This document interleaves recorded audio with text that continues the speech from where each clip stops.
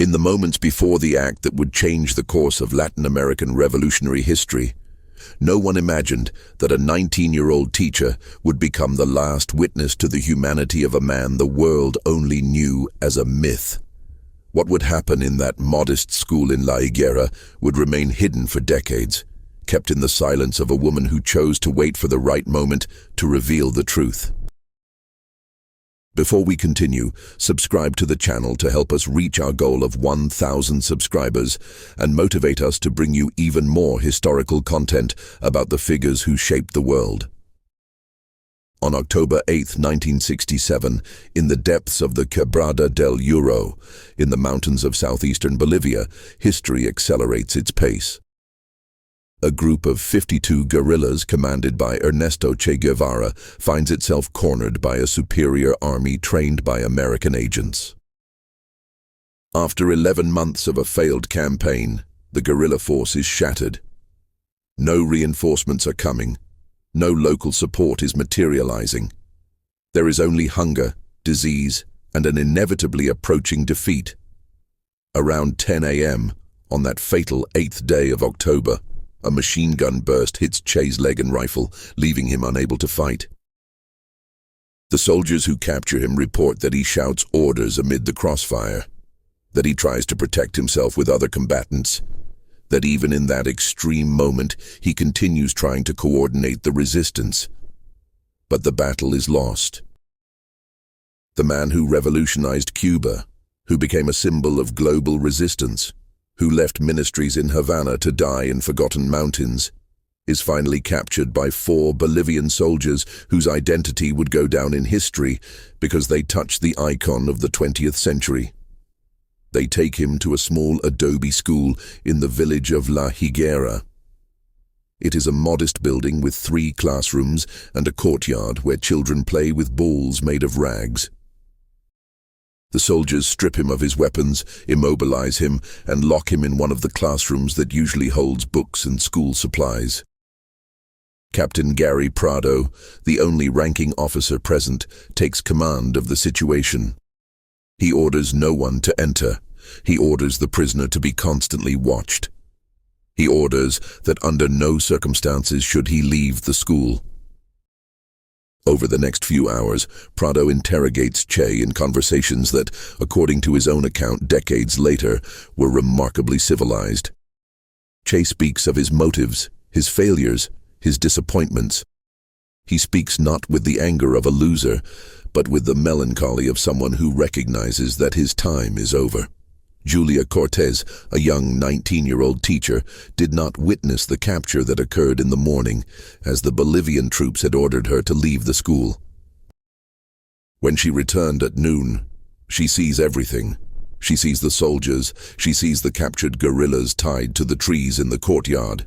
She sees the military presence that has transformed her school into a makeshift prison. The officer who receives her is Captain Prado, who with military courtesy orders her to remain in her room. Julia is 19 years old. She has just completed a little over 8 months as a rural teacher in this town of barely 50 inhabitants. It is her first job, her first challenge as an educator, her first real contact with life outside the cities. And now, without warning, her school has become the stage for one of the most crucial moments in Latin American history. In her small room, Julia hears everything. She hears the sound of boots. She hears soldiers' voices. She hears an interrogation in the distance. Sometimes, through the cracks in the wood, she manages to see movements. She sees armed men. She sees captives. She sees the controlled chaos of a military operation. But the voice that intrigues her most is one. A hoarse, educated voice, speaking Spanish with an Argentine accent. It is the prisoner's voice. According to her later account, that voice does not scream, does not beg for mercy, does not threaten. It simply speaks, responds, converses. It is the voice of someone who has accepted his fate. Julia, moved by the curiosity to meet the man whom official propaganda described as an enemy, manages to get authorization from the soldiers to approach the classroom where the prisoner is being held. Although different testimonies vary on the details of how she was allowed access, sources indicate that some officers, possibly including Captain Prado, allowed the young teacher to visit the prisoner. However, Julia has sworn at her graduation that education is an act of love, and that love does not distinguish between friends and enemies. She has learned that compassion is a teacher's duty, not a political choice. So, overcoming the fear that paralyzes her hands, she fills a glass with fresh water from the clay jug she keeps in her room and walks towards the classroom where the prisoner is guarded. The soldiers let her pass, probably because they consider her harmless, or perhaps because Captain Prado has given orders to allow the teacher to assist the captives. When Julia opens the door, what she sees instantly shatters the image that propaganda had built for her. Che is not the monster from the posters. He is on the floor, his hands tied, his legs bloodied, bandaged with makeshift rags that barely contain the bleeding. His uniform is torn, dirty, ripped. His beard is a nest of mud and dust. But his eyes, those eyes that Julia would later describe as the most beautiful she had ever seen, are the eyes of a man who has suffered, not the eyes of a fanatic. "Good morning," he says upon seeing her enter, as if it were the most natural thing in the world. "You must be the teacher of this school." His voice is hoarse from thirst but polite. It is the voice of a man who maintains his dignity even in captivity. Julia, trembling, approaches.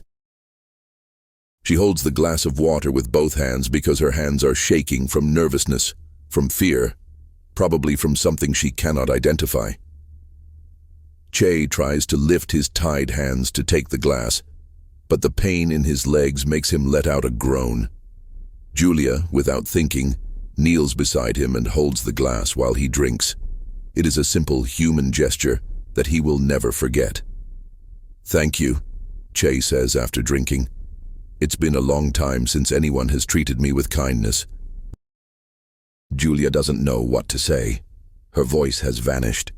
She can only remain kneeling, looking at this man who should be her enemy according to official propaganda, but who at this moment looks only like a suffering human being. They sit in the uncomfortable silence of that dusty classroom. Julia on one of the small school chairs where the children normally sit. Che leaning against the wall, his legs extended, his hands still tied. The conversation that follows, according to the account Julia provides decades later to historians and journalists, is not about politics or revolution. They talk about education. They talk about how a teacher can change lives. They talk about children, about books, about the beauty of the Bolivian mountains. Che tells her about his own children, Aleida, Camilo, Celia, and Ernesto, whose names he pronounces with a mixture of love and guilt, so deep that Julia can see it in his eyes. "Do you miss them?" Julia asks. "Every day," he replies. "But a man sometimes has to choose between being a good father and doing what he believes is right for all the fathers of the world. I chose wrong, but I chose what my conscience demanded of me." What Julia observes in that moment marks her forever. She doesn't see a failed revolutionary. She sees a father who abandoned his children for an ideal. She observes a doctor who chose violence over healing. She sees a man being consumed by the doubt of whether it was worth it. Che, in one of the rawest moments of his life, would confess something he had never publicly admitted, according to the historical records we can verify. "I have been fighting for 10 years. I have lost men I considered brothers. I have made decisions that cost lives. But what really kills me is not the physical defeat. It's knowing that maybe a teacher like you can do more to change the world than a guerrilla like me." According to Julia, at that moment, Che looks at her with an intensity she can only describe as paternal, as if he were sharing a secret with her that she had to keep for the rest of her life. But the afternoon wears on, and Julia hears raised voices outside the classroom. She recognizes the voice of Colonel Joaquin Centeno Anaya, who has arrived from Valle Grande. It is the voice of the Supreme Command, the man who ultimately decides fates. The order is clear, she hears him say. The prisoner must be executed before dawn. He cannot arrive in La Paz alive. The orders come from above. Julia hears the name of René Barrientos, the president of Bolivia, being mentioned. She hears talk of orders from the United States. She hears the chain of command that will lead to a man's death. And in that moment, Julia Cortés understands that what she has witnessed is not simply an arrest, but a deferred execution. Captain Prado enters the classroom when the silence becomes unbearable. "Miss Cortés," he says respectfully, "I need you to leave now. The prisoner needs to rest." Julia stands up slowly, her legs weak with emotion. Before she leaves, Che asks something of her. According to her account, he says, "When all this is over, write something, not about me as a revolutionary, but about what you saw here today.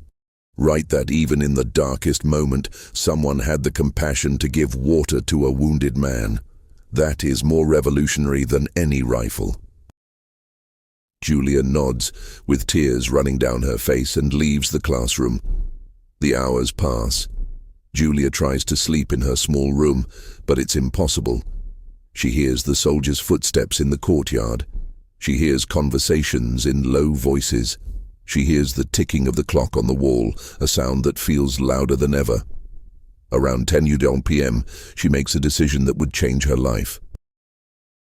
She fills another glass of water, takes a blanket from her bed, a blanket her parents gave her when she went to be a teacher in this remote village, and walks again to the classroom where Che is. The soldiers initially try to stop her, but Julia confronts them with an authority she didn't know she possessed. "I am the teacher of this school," she says with a firm voice that contrasts with her trembling hands. "That man is wounded and weakened. If you have orders to do what I think you have orders to do, at least let him spend his last hours with dignity.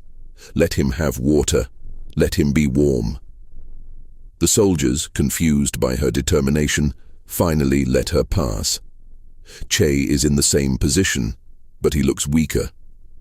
When he sees Julia enter again, he tries to smile. "You came back," he says. "I thought I wouldn't see you again." Julia can barely speak.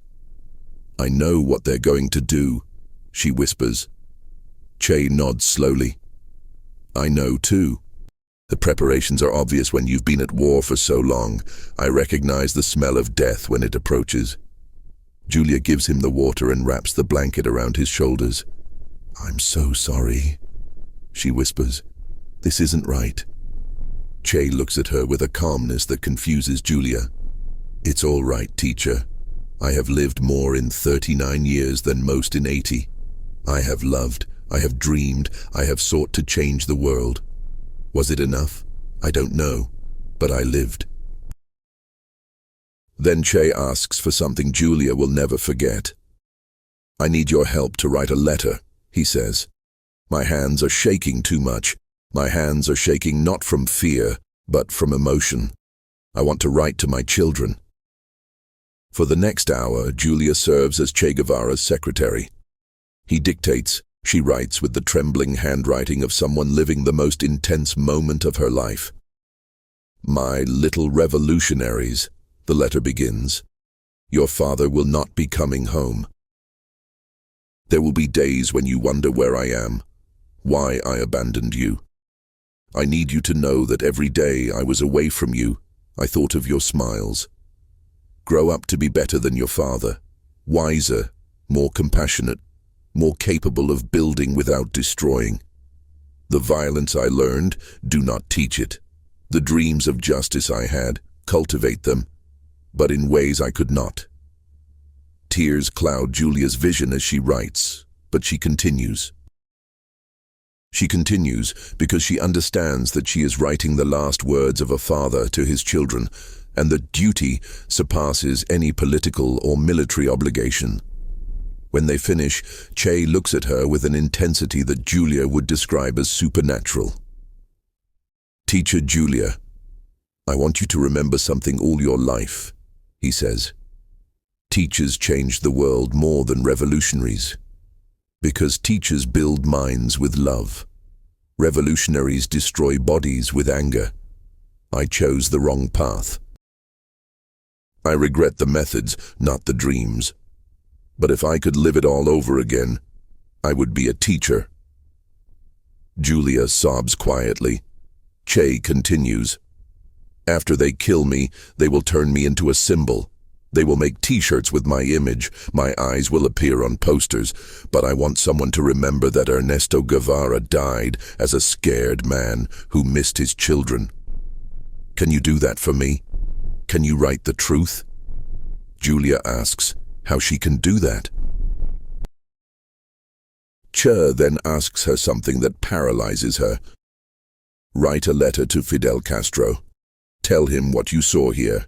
Tell him his brother died alone, abandoned without the help he should have sent. Hold him responsible, not for my death, but for my defeat. Tell him I asked for help, and the help never came." Julia nods, although she's not sure she has the courage to do it. Che takes her hand, his tied hands can still hold hers, and says, "You are braver than any guerrilla I have ever known." Because true courage is not picking up a rifle. True courage is looking your enemy in the eye and choosing to see their humanity. The guards order Julia to leave. She says goodbye to Che with a hug he cannot return due to his tied hands. "Goodbye, brave little teacher," he says. "May your life be long and full of students who change the world in the right ways." Julia leaves the classroom, knowing she will never see this man alive again. It's around 11:30 p.m. Julia locks herself in her room. Throughout the night she does not sleep. She sits on her bed with an old notebook and a pencil she takes from her teacher's desk, and she begins to write. She writes to Fidel Castro. She writes a 3-page letter that will probably never be sent, but that she must write anyway. "Commander Fidel Castro," she writes in a shaky hand. "My name is Julia Cortés. I am a teacher in La Higuera, Bolivia. Last night, I spent the last hours with your revolutionary brother Ernesto Guevara before the Bolivian army executed him. He spoke to me about you. He told me you had been like brothers. He told me you called him my dear Argentine, and that he called you the leader Latin America needs." Julia writes about what she saw. She writes about the man behind the myth. She writes about how Che confessed to her that he had been asking for help for months, that he had sent messages asking for weapons, men, medical supplies, and that Fidel sent very little, and it arrived too late. She writes, "Commander Castro, I am not a politician. I am just a 19-year-old teacher, but I saw a man die who believed in you. A man who left his family to follow your revolution. A man who died alone, abandoned, wondering if it had been worth it. You have to live with that. You have to live knowing that your brother died waiting for help that never came." The letter continues. "I am not writing this to accuse you. I am writing this because Ernesto asked me to remember the man behind the myth. And the man I met was someone who deserved better than to die in a dusty classroom of a rural school. I hope you can sleep well knowing you fulfilled your revolution, because your brother did not sleep well the last months of his life. With respect, but with truth, Julia Cortés, rural teacher, La Higuera, Bolivia, October 9th, 1967. When Julia finishes the letter, dawn is breaking. She has been writing for hours. Her hands are sore, her eyes are red, but the letter is complete. She folds it carefully, puts it in an envelope she takes from her personal belongings, and writes the address. Fidel Castro, Havana, Cuba. But she never sends it. In that moment, Julia Cortés understands that silence is her only way to survive. If she sends the letter, she will be accused of being a traitor or a mad woman. If she keeps it hidden, at least she can go on living. At 1:10 p.m. on October 9, 1967, although historians report variations in the exact time between 1:10 and 2 p.m., Julia hears the shots. First a burst, then another. The sound ends the life of Ernesto Che Guevara. Sergeant Mario Terán Salazar, following orders transmitted by Bolivian President René Barrientos through Colonel Joaquín Centeno Anaya and with supervision from CIA agent Felix Rodriguez, fires a machine gun burst into Che's chest. According to Terán, Che shouted words that varied in different testimonies, but most agree he faced his death with dignity. The silence that follows, that deafening silence that means a life has ended. According to Julia Cortés's account, 50 years after the events, she kept the letter for decades. She marries a man from the town. She has 3 children. She continues teaching in rural schools in Bolivia for 40 years. The letter remains stored in a metal box at the back of her closet. On sleepless nights, and there are many, she takes it out and rereads it. Each time she wonders if she did the right thing by not sending it. But each time she decides that silence was the right decision. Some people believe that during these 50 years, Julia received visits from agents or officials who knew her story. According to unconfirmed reports, certain figures in Bolivia had tried to buy her silence. But Julia never spoke publicly. She only spoke with her family, with her confessors, with the private memory of those hours in La Higuera. In 2010, Julia's husband dies. Her children are now adults.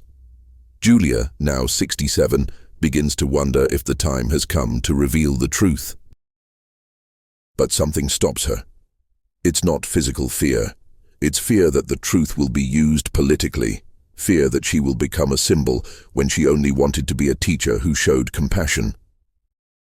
On November 25, 2016, Fidel Castro dies at the age of 90. Julia watches the news from her small house in Vallegrande, where she has retired after 4 decades of teaching.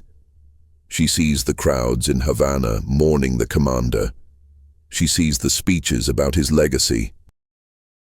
She sees how they remember him as a hero, a leader, a symbol. In that moment, Julia makes a decision. Now I can speak, she tells herself. Now that he is gone, I can tell what I saw.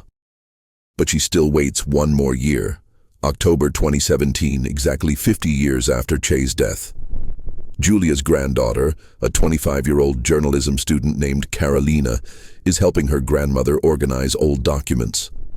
At the back of the closet, Carolina finds the metal box. Inside is the letter, yellowed by time but still legible. Julia's words are still clear. The handwriting is still recognizable. Carolina reads the letter with her eyes growing wider. "Grandma, what is this?" she asks, her voice trembling. Julia looks at the letter and feels 50 years of weight lift from her shoulders. "It's a letter I wrote a long time ago," she responds slowly. "A letter I never sent." Carolina presses her. "This is historic, Grandma. People need to know this.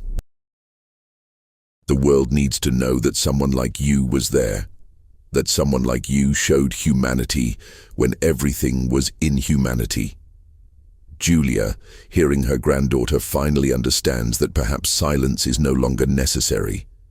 Perhaps it is time for the truth to be heard. November 2017, exactly 50 years after Che's death. Julia Cortés gives one of her most extensive public statements. Having already provided testimonies to researchers in 2001, as documented by Martin Sivak in his investigations on Bolivia, Julia now decides to expand her account on the 50th anniversary. With the help of her family, she speaks with Bolivian newspapers and Latin American media. She tells the whole story. The hours with Che, his last words, the events of that night, the dignity he maintained. The interview goes viral in Latin America. The most shocking thing happens 3 months later, according to Julia Cortés's account. February 2018. Julia receives a letter from Havana. The sender is Aleida March, Che Guevara's widow. With trembling hands, Julia opens the envelope. The letter is brief but profound. Dear Julia, it begins. I have read your testimony about Ernesto's last hours. You cannot imagine how much it has moved me to know that someone showed him compassion in his final moments. For 50 years I have lived with the image of Ernesto dying alone and abandoned. Knowing that you were there, that you gave him water, that you heard his last confessions, gives me a peace I have not had in decades. But Aleida's letter contains a revelation that changes everything. I have also read the letter you wrote to Fidel and never sent. I want you to know something, Julia. Fidel read that letter. You did not send it, but years after Ernesto's death, Cuban intelligence services collected all the testimonies from the last hours in La Higuera. Your letter, although you never sent it, was found during those investigations and was taken to Fidel. He read it.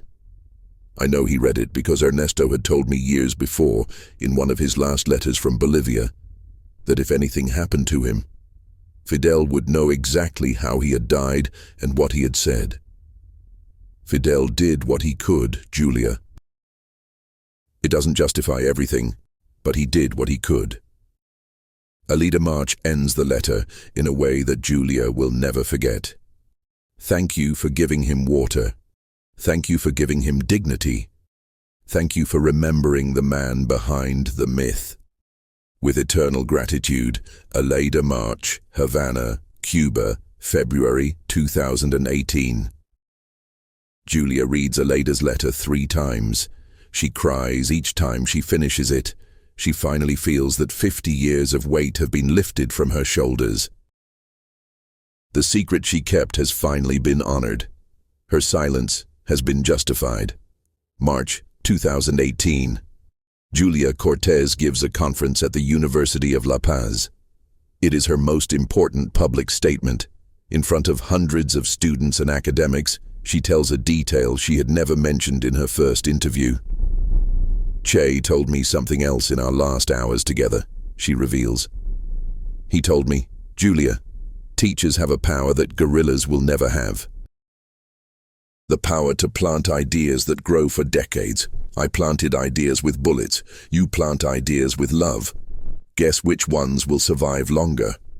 Julia pauses. For 50 years I have thought about those words. I have come to a conclusion that probably would have horrified the revolutionary Che, but would have pleased the father Che. If Ernesto Guevara had continued being a doctor instead of becoming a guerrilla, maybe his 4 children would have a father. Maybe his wife would not have spent 5 decades as a widow. Maybe he would have saved more lives than he ended up taking. But that doesn't mean his dreams were wrong. It only means his methods were. The audience is silent.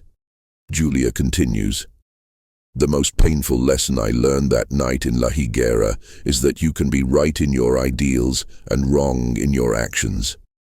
The difference between a hero and a failure is not the purity of their heart. It is the effectiveness of their strategy. Now you know the story that remained hidden for 50 years. You have seen how a 19-year-old teacher showed more courage in 3 hours than many guerrillas in years of struggle. You have discovered that the true revolution is not made with rifles, but with compassion, with water, with a blanket on a cold night. The story of Julia Cortés is not just the story of Che Guevara's last hours. It is the story of how the silent courage of teachers, of caregivers, of those who give water to the thirsty without asking their ideology, is more powerful than any ideology. If you were Julia, would you have sent that letter to Fidel, or would you have kept silent for 50 years out of fear? Julia chose silence first and truth later. With that, she taught us that sometimes bravery is not in shouting immediately, but in waiting for the right moment for the truth to be heard without political noise. How do you want to be remembered? As someone who shouted loudly, or as someone who acted with compassion? Because in the end, all heroes get tired, and sometimes a glass of water is worth more than 1,000 revolutionary speeches. If this story has impacted you, give it a like, comment what you would have done in Julia's place, and subscribe so you don't miss our next investigations into the figures who shaped Latin American history. This account combines verifiable historical facts: the capture and execution of Che Guevara in October 1967, the participation of Julia Cortés as the teacher of La Higuera, with personal testimonies documented by Julia Cortés decades later. The specific dialogues, details of private conversations, and some letters, like the letter from Aleda March, come from Julia Cortés's oral accounts and have not been corroborated by independent sources. This narrative should be understood as a historical interpretation based on testimonies, not as a complete documentary record.